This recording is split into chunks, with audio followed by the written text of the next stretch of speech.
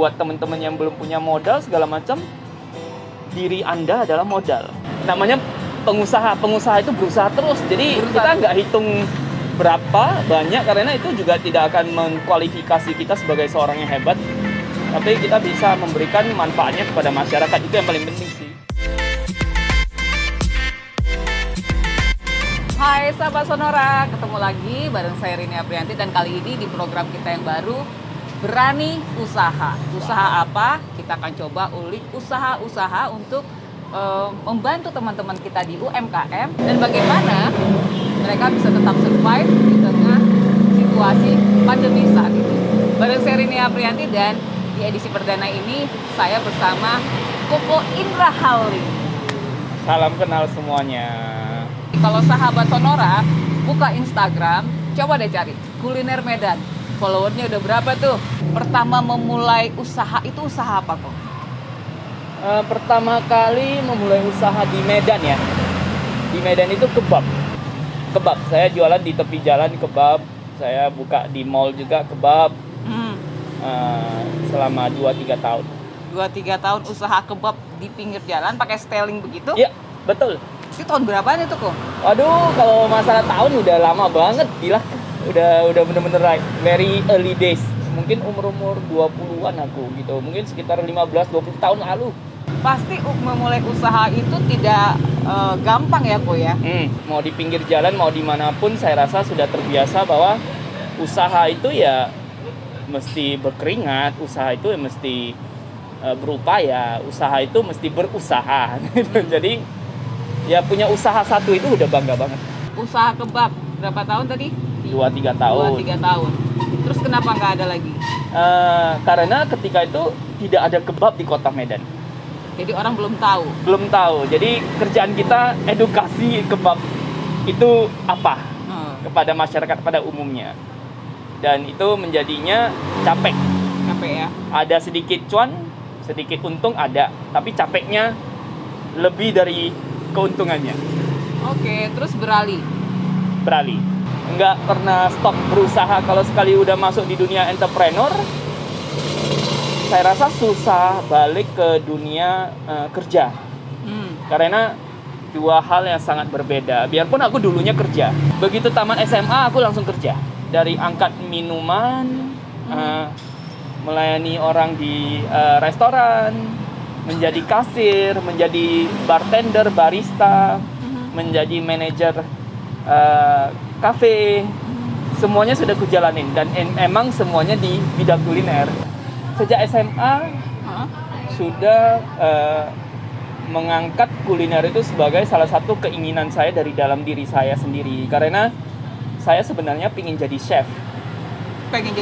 Pingin jadi chef di tahun 97-98. Terus tapi kenapa? Tidak keren di saat itu.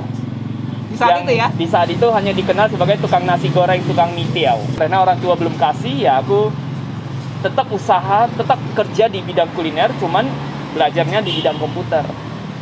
Modal awal itu dari siapa? Modal awal waktu usaha. Kita buka usaha. Dari sendiri. Oh, dari kerja, ngumpulin modal, terus buka usaha. Dan buat teman-teman yang belum punya modal segala macam, diri Anda adalah modal. Oke. Itu adalah modal yang pertama. Nah, kalau masalah duit, setiap orang anggap saja nggak punya duit, tapi punya keinginan. Nah, pasti Anda akan bisa memulai. Oke. Diri Anda adalah modal. Seorang Indra Halim pernah membuat salah satu aplikasi yang berhubungan juga dengan kuliner. Betul. Kemana kabarnya sekarang? Sudah dijual.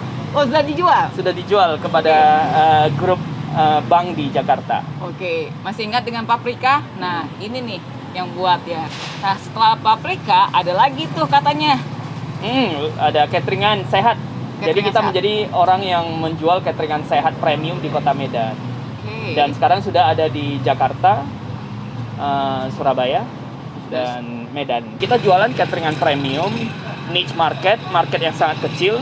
Kita mesti di tempat yang besar, jadi bisa mendapatkan market yang kecil. Tapi kalau kita menjual barang yang unik dan di tempat yang kecil, kita nggak akan mendapatkan pembelinya.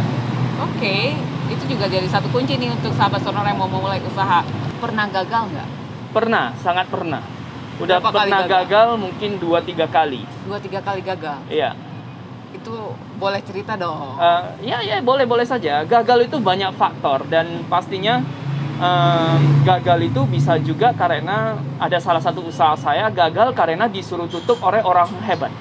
Oh. Jadi ada orang hebatnya dia bilang udah Indra jangan jalanin lagi ntar kamu kacau gitu loh. Jadi ya udah kita tutup lah daripada kita jalanin tapi kita diganggu atau kita kacau gitu loh.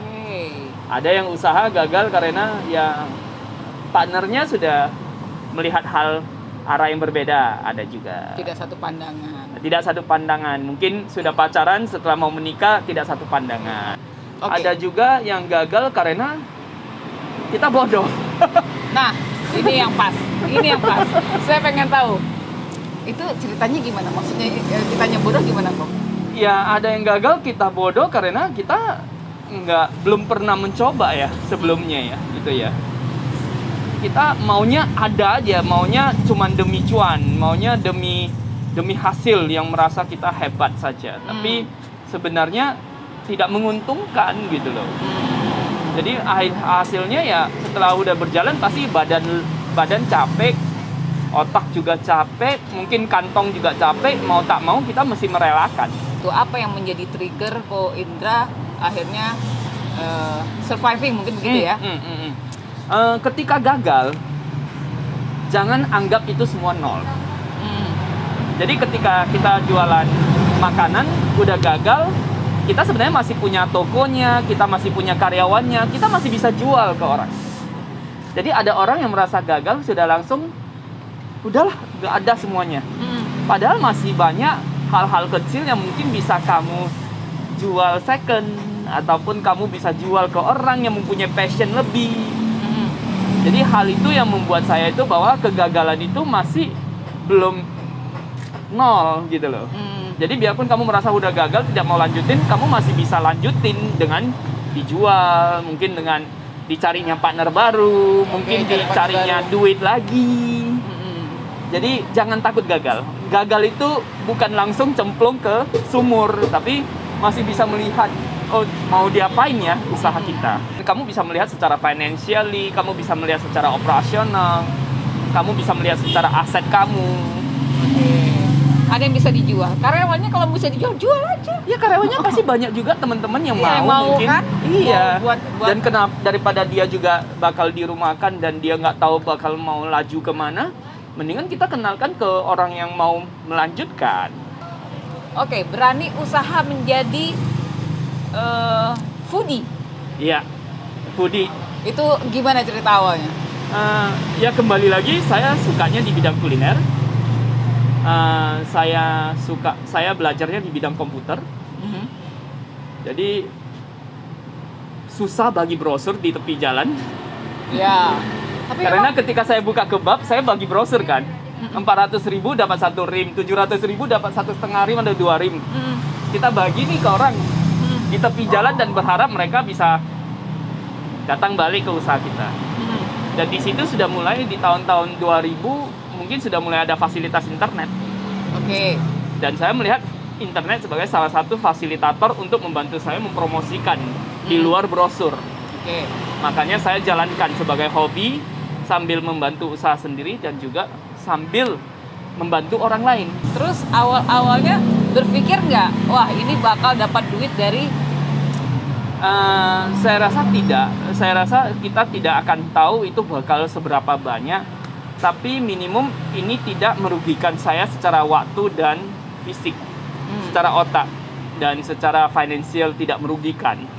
Arti kata membuat hati kita senang, biarpun dompet sedikit menipis, tapi kita senang menjalani passion ya. In one way to say itu passion ya gitu ya. Jadi karena kita juga pingin mencicipi lebih banyak, mau tak mau kita mesti jadi foodie. Contohnya kalau saya ke restoran baru, ke manapun di dunia, belahan dunia, saya berusaha mencari rasa wangi yang belum pernah saya cicipin sebelumnya. Berarti ada berapa usaha Koko ya? Jangan dihitung lah. Namanya pengusaha itu berusaha terus. Jadi kita nggak hitung berapa banyak, karena itu juga tidak akan mengkualifikasi kita sebagai seorang yang hebat, tapi kita bisa memberikan manfaatnya kepada masyarakat. Itu yang paling penting sih. Jadi aku selalu penasaran dengan apa yang pernah kita lalui sebelumnya, dan juga apakah ada progres hidupnya sekarang gitu loh. Jadi tentunya kebab dulunya nggak dikenal, saya datangin, saya kenalkan ke masyarakat. Mungkin butuh 5 tahun lagi untuk masyarakat mengenal baik dengan makanan kebab ini. Dan sekarang mungkin udah 10 tahun lebih. Bagaimana keadaan kebab sekarang? Saya mencoba beberapa kebab, oh ternyata masih ya ada yang gaya seperti dulu yang bukan kebab aslinya. Karena aku juga udah makan kebab sampai ke tempat asalnya gitu. Jadi kita tahu ini benar nggak ya, ini sesuai standar nggak ya gitu. Jadi kita pingin compare kan gitu. Nah kemarin aku ada makan satu kebab yang aku belum kunjungin, aku masih beli lewat ojol. Tapi ini kebabnya, wah ini udah lebih original. Nah kayaknya aku mau ngunjungin dan review tempatnya berikutnya. Oke, tapi nggak akan jualan kebab di Sementara mungkin belum ya, kecuali nanti mungkin kita bisa join. Bisa mengenal lebih padu lagi teknologinya, makanannya dan segala macam. Saya rasa belum saatnya, belum. Oke, kalau gitu jangan khawatir untuk Anda yang usaha kebab, karena Ko Indra nggak akan ke situ dulu. Iya nggak apa-apa, market terlalu besar untuk kita menjadi pesaing. Saya rasa market luas banget, Indonesia ini luas banget. Saya merasa di dunia usaha itu tidak ada saingan.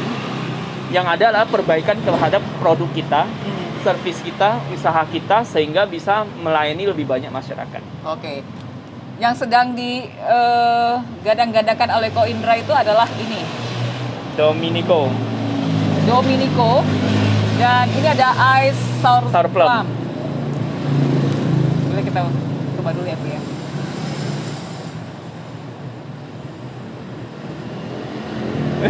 Jangan main mata dengan kamera. Nanti banyak yang suka. Iya, nanti banyak yang suka. Manis asem. Manis asam, segar, dingin.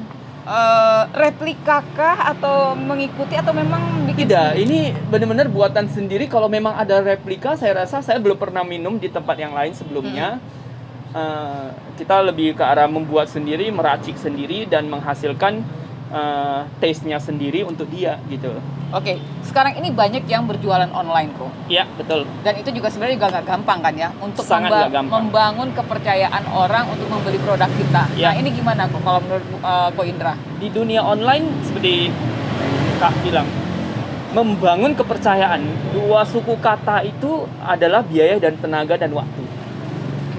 Dan itu hal yang nggak gampang, dan banyak online tidak siap. Karena mereka tidak siap meluangkan waktu yang lebih banyak untuk membuat konten ataupun memberitahu orang lewat online ataupun lewat database-nya. Mereka mungkin tidak punya biaya cukup untuk membuat iklan yang lebih banyak ke masyarakat luas sehingga bisa lebih dinikmati dan dikenal produknya. Dan membuat kepercayaan itu online itu tetap masih jauh dibandingkan dengan offline. Jadi belum waktunya ketika orang langsung mendengar A langsung pingin A. Jadi mereka tentunya A itu masih didetektifkan, dicek dulu, di double check lagi, di triple check lagi, barusan beli. Baru bisa beli. Jadi Baru memang percaya buat butuh beli. waktu di online itu kelihatannya simple tapi lama. Jadi kalau kita hanya bermain singkat sama online, kita tidak akan jaya. Tapi ketika kamu bermain lama dengan online, kamu akan merasakan manfaat yang terbaiknya. Kalau kita nggak punya modal untuk membuka kafe, kita nggak punya modal untuk membuka styling, jualan langsung, untuk sewa tempat, kita cuma bisanya online, perlu berapa lama sih sebenarnya kita bisa tetap surviving gitu? Mengenalkan produk kita? Keseriusan kamu itu minimum 3 tahun untuk satu produk. 3 tahun hanya untuk memperkenalkan ibaratnya satu minuman, ice sour plum ini. Ya minimum kamu mesti kenalkan dia secara 3 tahun. 3 tahun kalau pembaca kamu masih sebulan 1000, ya berarti 3 tahun kamu cuma dapat beberapa puluh ribu pembaca. Sedangkan masyarakat Kota Medan ada jutaan. Berarti kamu masih banyak hal-hal secara angka, secara data itu bisa kamu kembangin. Ataupun kamu yang mesti bekerja keras, karena kamu nggak punya duit, bisa pakai tenaga. Bisa memohon, bisa meminta, bisa berkolaborasi, bisa banyak hal yang kamu lakukan tanpa memakai duit. Tapi banyak orang yang merasa pinginnya ah Koko ini ngomongnya gampang, kakak ini ngomongnya gampang, pakai duit lah baru bisa jaya. Enggak juga. Ada hal-hal tertentu kamu bisa mendapatkan itu tanpa duit sama sekali. Seperti kakak ya, dengan kakak setiap hari update kakak punya WhatsApp status, secara tak langsung saya menjadi kliennya kakak gitu loh. Ataupun saya mengingat kakak sebagai satu database saya yang aktif. Oke. Jadi kalau satu database ini yang aktif aja, ini sudah bisa membantu banyak orang dan bisa memberikan informasi banyak orang. Akhirnya aku akan mulai mempercayai kakak sebagai salah satu database aktif saya. Tiba-tiba ketika kakak ngajar saya nggak menolak. Jadi ada ke orang yang selalu memperhatikan kita. Baik dari segi customer, baik dari segi teman baik, baik dari teman lama. Mereka memperhatikan kita. Bahwa perbedaan antara orang yang mau gagal dan berusaha kembali, bangkit, atau gagal dan berkeluh kesah. Saya tidak akan menjadi orang yang kedua, saya akan menjadi orang yang pertama. Gagal adalah pelajaran, gagal adalah pintu yang mesti saya buka, gagal adalah pintu yang terkunci, mesti saya buatin kuncinya sehingga saya bisa buka gemboknya. Jadi gagal itu adalah hal yang biasa. Oh Indra, dengan segala yang sudah diusahakan dan berani berusaha, apa yang belum tercapai? Saya rasa secara kebahagiaan sudah tercapai, tapi secara kesuksesan saya rasa masih banyak yang saya ingin buat untuk semua, baik dari dalam internal sendiri, keluarga, sampai ke orang luar, masyarakat luar. Pingin banget bisa mengembangkan lanjut kuliner Medan ini sehingga bisa dikenal sebagai kota kuliner Indonesia. Salah satu yang belum terwujud itu membuat kota Medan menjadi kota kuliner Indonesia. Kalau kota Medan sudah dinyatakan sebagai kota kuliner Indonesia, saya rasa sudah senang. Berarti apa yang saya perjuangkan secara dari media, secara ngobrol-ngobrol, secara berteman, secara kolaborasi, secara membuat usahanya, itu mendorong ke sana. Gitu. Okay. Saya pingin banget mendorong itu ke sana. Tentunya kembali lagi kita adalah modal. Keinginan itu adalah sesuatu yang bisa kita mulai langsung, jangan terlalu banyak pikir. Tapi yang paling penting itu adalah perencanaan. Kita tidak usah pikir, tapi kita mesti rencanakan. Kita mesti lanjutkan, kita mesti jalankan segala sesuatunya. Bisnis itu mesti dijalankan. Tapi perencanaan itu penting banget. Karena perencanaan itu berhubungan dengan operasional, finansial, diri sendiri apakah sanggup atau tidak, duit apakah sanggup atau tidak, waktu apakah sanggup atau tidak. Jadi kalau kamu rencanakan dengan baik, nggak usah mikir, ya udah jalanin aja yang sudah direncanakan A ke B ke C ke D ke E ke F. Nggak usah takut gagal, karena gagal itu adalah hal biasa.